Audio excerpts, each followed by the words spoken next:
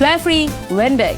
Mega cricket world আপনার জন্য প্রস্তুত যেন আপনি বাংলাদেশে অনলাইন জুয়ার বাজার নিয়ে সঠিক কোনো হিসাব নেই, তবে দেশের কত মানুষ অনলাইনে জুয়ার সঙ্গে জড়িত তার একটি আনুমানিক হিসাব জানা যায়। গত বছরের 24 জুন পর্যন্ত দেশের প্রায় 50 লাখ মানুষ অনলাইনে জুয়ার সঙ্গে জড়িত।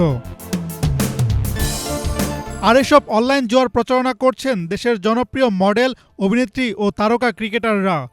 ৮ এপ্রিল দেশের এক দৈনিক পত্রিকায় প্রকাশিত এক প্রতিবেদনে বলা হয়, জুয়া খেলার বিভিন্ন সাইটের প্রচারণার সঙ্গে যুক্ত সাকিব আল হাসান, অভিনেত্রী শবনম বুবলী, মডেল পিয়া জান্নাতুল, নুসরাত ফারিয়া, সামিরা খান মাহি, অপু বিশ্বাস, মাহিয়া মাহি সহ দেশের শীর্ষ অনেক তারকা বিভিন্ন সময় অনলাইনে জুয়ার প্রচারণা চালিয়েছেন।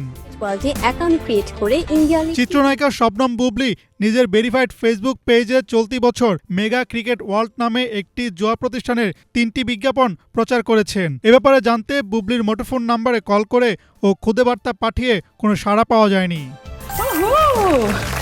এদিকে অভিনেত্রী ও মডেল পিয়া জান্নাতুলের ভেরিফাইড ফেসবুক ঘেঁটে দেখা যায়, তিনি চলতি বছরের জানুয়ারি থেকে 4 এপ্রিল পর্যন্ত বাবু 88 ও ভাগ্য নামে 2টি অনলাইন জুয়া প্রতিষ্ঠানের মোট 12টি বিজ্ঞাপন চালিয়েছেন।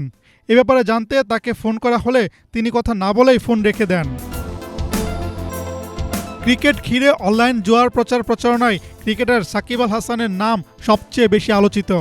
নিজের ভেরিফাইড ফেসবুক পেজে গত 22 মার্চ সাকিব আল হাসান 1xBet নামে একটি অনলাইন জুয়ার প্রচারণা চালান।